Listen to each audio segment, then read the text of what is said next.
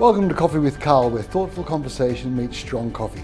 I'm your host, Karl Meneghella, coming to you from PSBU Buddhist University here in Phnom Penh, Cambodia. This show is about ideas, big and small. Ideas to get you thinking.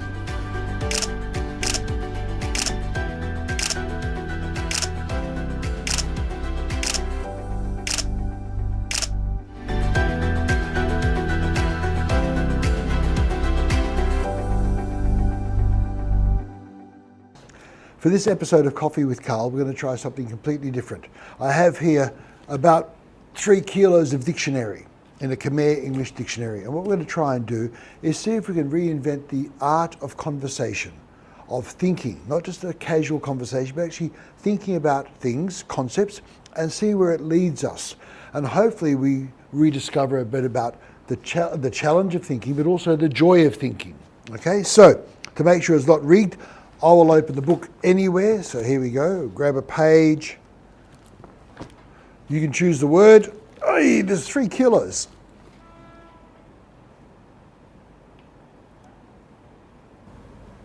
Materialism.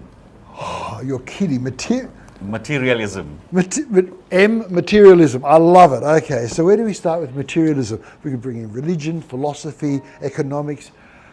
Favorite Perfect. topic. Okay, so how about we start with materialism and how maybe we have more than we need, not as much as we want.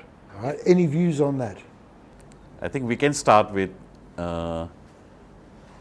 Columbus to US, to America. Fantastic. Right? What drove Columbus to America? Yes, exactly. So it was a greed to find gold, right? And to find new wealth, find new resources, and also new land, correct? For but who? new land was for the king of Spain, right? So based on that, it kick-started materialism in the new land. Before that, that land was actually populated by the Red Indians. The indigenous, right? yes. And they were oblivious of materialism, right? And then when the influence of modern man came into the new land, right? It transformed the land from, simple living to materialism, right? So here's an example of the negative impact of materialism, all right? What about some positive impacts? So there are positive impacts like people become more ambitious, people adding new meanings to life instead of just mundane routine which the animals go through. Yes. Men became more passionate about things they do, and it created a lot of things like new art, new culture, new creativity, because people want to find new ways to create. Well, the rich sponsored a lot of the art of the Renaissance, for example, yes? So the rich people there sponsored artists. So we had Leonardo da Vinci, Michelangelo, all of these incredible artists sponsored by people who had the money and the wherewithal for it. Mr. Bradley, you're hiding in the corner. What's your viewpoint of materialism? Context matters. Oh, context matters. Yes, because for example, what is materialism and how it is articulated then and now? Right? Taking from where Chrysler left, if there was no progress, which is measured in material stuff, yes, they wouldn't have had progress. Now, certain context about materialism is negative because of the influence of greed, yes, and achieving it at the cost of humanity. Materialism is, to me, is something that you need to have in terms of progress. That's why I said, in what context do you call it material? Yes, I think it's very important. So if you say, if you say moving away from caves to urbanization to city dwelling, you can call it materialistic. Yes. Again, invention of aeroplanes, phones, vehicles, transportation could be materialistic. Yes. But I think the possession of material and the process of acquiring that ethically and in a fair manner. So this is the kind of debate we have, and then the context of negativity comes into materialism the moment you bring in the word that you used in terms of greed, or how you acquire that. Yes, yes. The unethical acquisition of material. And yes. it's Or the exploitation. Exploitation. At what cost? Because I like this word we talked about earlier. It's about the trade-off. So you acquire one thing at the cost of the other. So if you are going to acquire material, expansion of land, buildings at the cost to nature, then that's negative. Yes. So it's the balance that the human beings are losing in terms of selfishness gives a negative connotation to materialism. So in some ways, an example that comes to mind in Australia is BHP, a huge mining conglomerate. And when they open a new mine, they have botanists, environmentalists looking at the land. When they finish the mine, they re-vegetate the land to exactly where it was, Original state, or better. And now I know some mines are open for decades, but there are mines which are open for a couple of years, and this has happened, where they actually re-vegetate, reintroduce animals, for example, in an effort to try and mitigate some of the negative impact on the environment.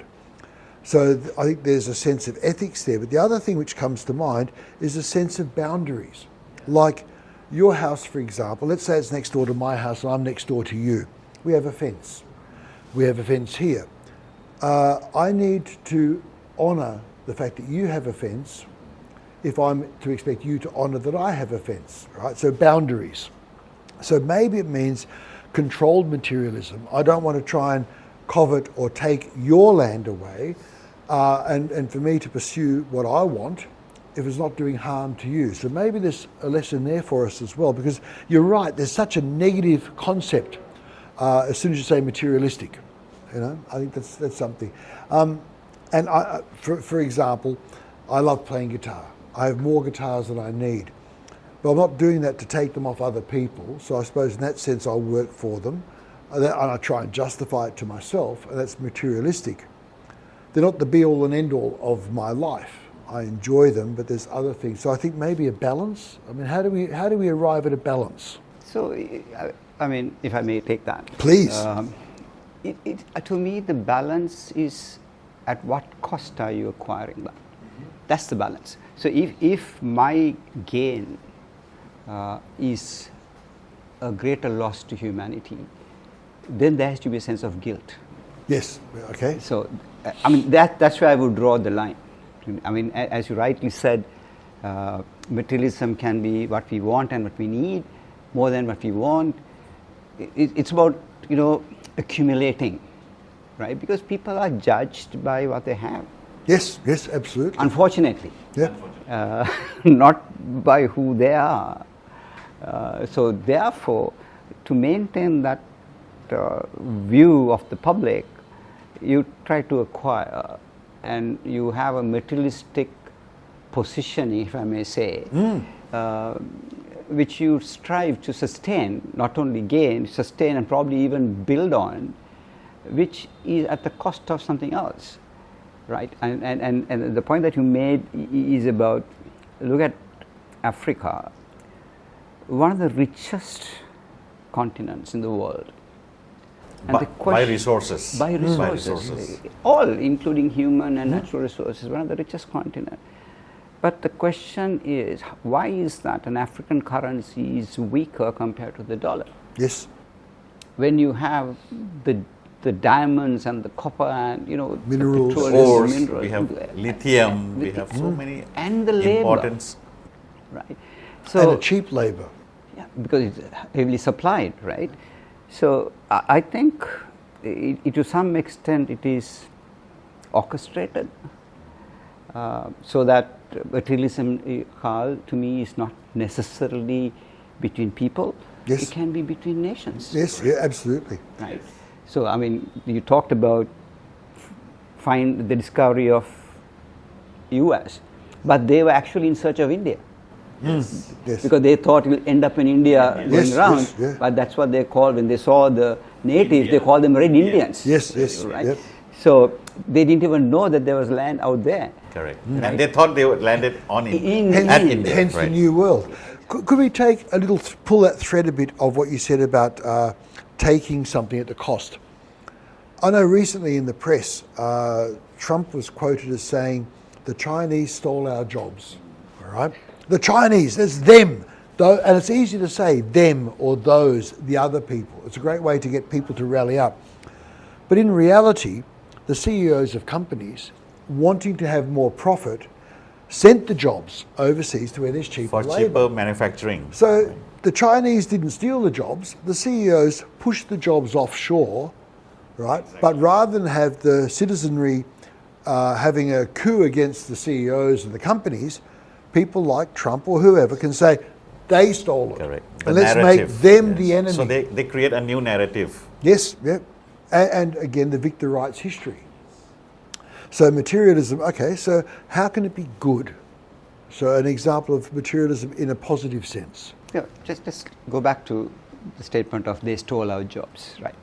So basic economics, right? Yes. So there are factors of production, right? You have capital, you have labor, you have land. They're basic factors of production. So the general global economic trend is to move the investment to where there is resources. Correct. Yes. Right. So what happened in terms of, take India, take Sri Lanka, we produce for British brands and US brands in Sri Lanka. Yes. So in Vietnam, so in Bangladesh, so in Ethiopia now, right? So the investment moves to where there is resources. So as you rightly said, so the investors in the US, number one, they were having a short supply of labor because US was aging. Yes. And they are on the other side of the world. And people were not willing to work at that level. At that level, at that price. Exactly. Yes. At that price and at that level. Yeah. So the investors had no choice but to invest because they got to sustain their businesses, which in turn sustains the US economy. So Sri Lanka didn't steal jobs, Bangladesh didn't steal jobs, Vietnam didn't steal jobs. They had a resource, human resources, that were more competitive and cheaper. So industry sent their manufacturing investment offshore. A lot of basic actually economics. today the Chinese are doing the same thing. Yes. Some of their products, they are actually getting it produced somewhere where the labor is cheaper. Cheaper, yes. In Vietnam. Yes. If you look at the investment of Chinese investment in Vietnam. In Laos, Yes. right? In Cambodia. So I think that's what the international trade is all about. That's what basic economics It's is a basic all about. demand and supply. Yeah. Yes. Investment will move where there is. Now see, from Sri Lanka, the investment in the garment industry moved to Bangladesh because they gave a price advantage. So end of the day, as you rightly said, they didn't steal the jobs. Yes, yeah. But the US found lesser cost of production, which increased their margin, which contributed to the US economy. Yes, and the ability then to have more dollars onshore. So you make more profit, you have more money to invest. So the And actually taxes are paid in the US, which we forget. You are And actually producing. things might move back to US or Yes. to Europe because of automation. Today a lot of processes, manufacturing processes, don't need warm bodies. Yes, yep. They're replaced by cobots, they're replaced by robots. And these cobots and robots, they don't take leave, they are not sick, right? And if There's a cost there. The cost, though, we all came through the Right. flying here, Yeah. for example. When I was at Suvarnabhumi Airport, I saw the robots cleaning the floor. yes, And that's great. The robot can do it. The trouble is, what happens to the ladies and men who used to do the cleaning? Because a lot of them aren't employed or educated for other jobs. yes. So what's the cost there? We have a robot cleaning now, but it used to be a person's job, a actually- person's livelihood. According to me, right, it's creating more and more polarization of wealth because the people who are able to invest in robots are people who have capitals, right? Yes. So this labor cost, which used to go to a poor home, is now actually going back to the pocket of the rich. another capitalist who invested in manufacturing of the robots. So just for those out there for vocabulary, polarization is where it's actually becoming a widening gap. So the rich are getting richer and the poor, getting poorer. are getting poorer. Yeah, And very interesting. those poor people, because of their skill set and because of their education level, they can up their skill. At the best, they have to find jobs which actually robots are still not able to do it. Yes. So yes. then less jobs and more people are competing for those jobs. So, I think I can compliment to that. Now, 120 years ago, when the Industrial Revolution happened, machine replaced manpower. I have a different opinion. Predominantly. I like this, please. Initially, the mechanization, Right. Industrial Revolution brought in, and they thought that there will be excess of labor. But what mechanization, Industrial Revolution actually did is change the way they worked. Right. And they produce more Correct. by using the machine. Yes. So I could hold a view, okay, what you're seeing in terms of job losses with the introduction of robots and AI, I think it's a short-lived thing. And people will eventually change the way they live or they work, and then again it's conversational. Yeah. Yes, yes. So why not? What happened 120 years ago get repeated. People will always use it to work better and then enhance. What happened 120 years ago was slightly different than what is happening today.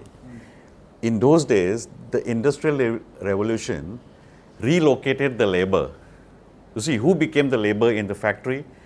Previously, they were the farmers or they were the blacksmiths. They were owning their own shop, right? Then they are re-employed. So the farmers and the people in the villages who were employed in blue-collar type of job, right? They were actually relocated to work in the factory.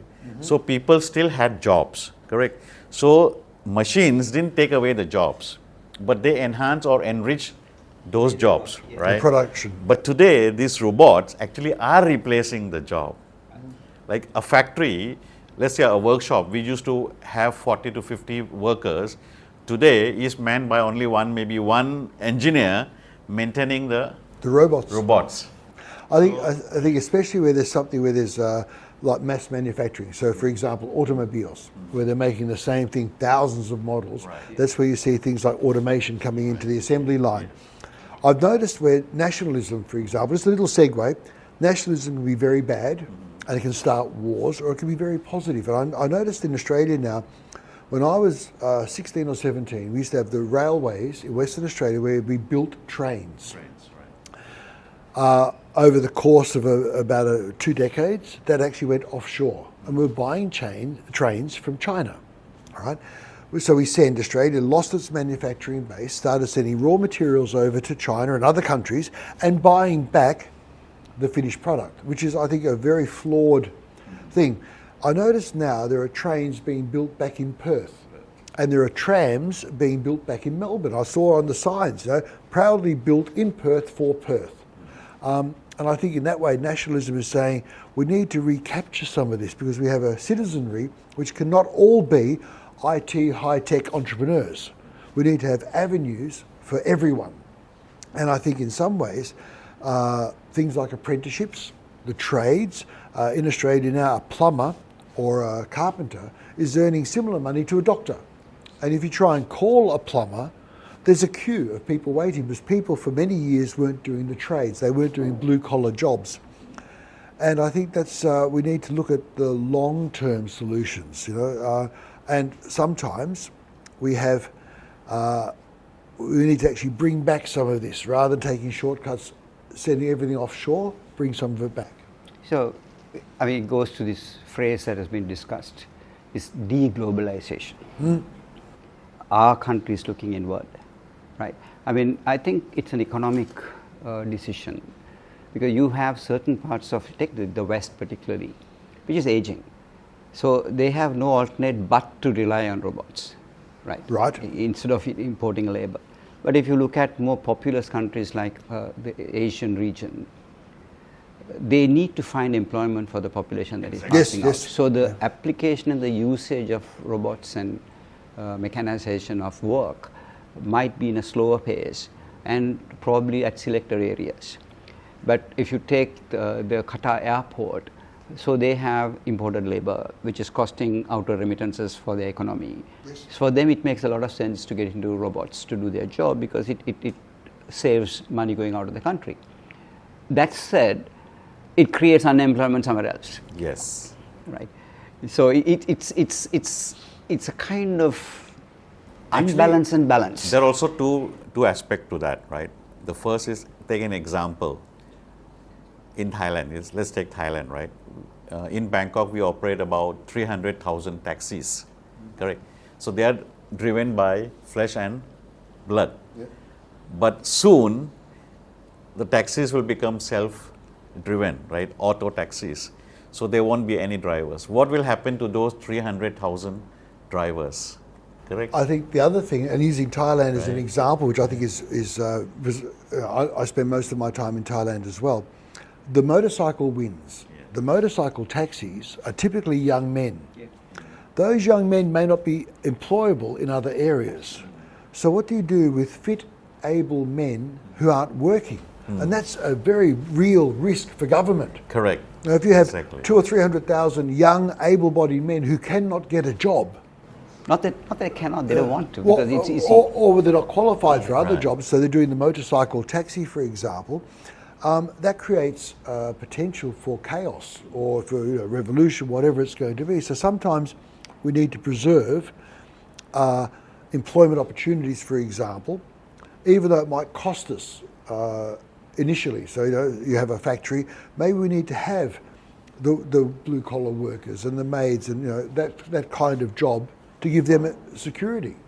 And the transition need to be phased out, right? If you take, you took the example of motorbike taxis, but in Sri Lanka, in Colombo, we have about 1 million tuk-tuk drivers. And those are young. 1 million tuk-tuk drivers. It's incomprehensible. Yes. So if the tuk-tuks become self-driven, right? Yeah. So, but what will happen the loss to those? of labor, if you look at these people are young, as you said, able, they work for about 4 hours. Yes. Right. So when you work for 4 hours, look at the loss of labor. Now Sri Lanka is struggling for labor because Sri Lanka is the fastest aging country in Asia. Yes. Right. So we are struggling for labor, and these guys are quite happy running for 5 hours. But economically, sustaining them is negative in the long run for the labor supply. Right. So therefore, these are hard decisions that need to be taken out and need to be phased out. It has to happen. I think it's really important to say, again, to the audience, we're not saying this is the way to do things. We're not saying this is right or wrong. These are our opinions. What I think was really interesting with this is we started with one word. Materialism. And it's taken us automation. It's taken to robots. It's taken us to politics. It's taken us to nationalism. And I think it's incredible where we can actually have discourse where I've learned something new. But I enjoy the mental stimulation. It's like a game of ping pong where you actually have to be listening, participating, being a risk taker, and being open-minded. And I think those attributes, if we can inculcate that in schools, if we can teach that, I know the IB, the International Baccalaureate, has those as part of its pillars for students. Things like being a risk taker, being open-minded, being caring, being knowledgeable. They're kind of the IB profiles. But I think we need to have that in our universities, for example, where you're thinking for the sake of thinking. Exactly. Arguing, not fighting. And I think the true word, the true definition finding different perspectives, understanding different perspectives. An argument where you're actually sharing and not a fight, but a sharing of different opinions, being able to justify your stance or your worldview. I think that's very healthy. Very good. Thank you so much, Mr. Bradley. A real pleasure. Thank you very, very much. It's a pleasure. And thank you to you for watching this. Thank you. And to our viewers, thank you for watching. Think big, stay curious, and don't be afraid to step out of your comfort zone. I'm Karl Meneghella, and this has been Coffee with Karl. Until our next episode, keep learning. Thank you.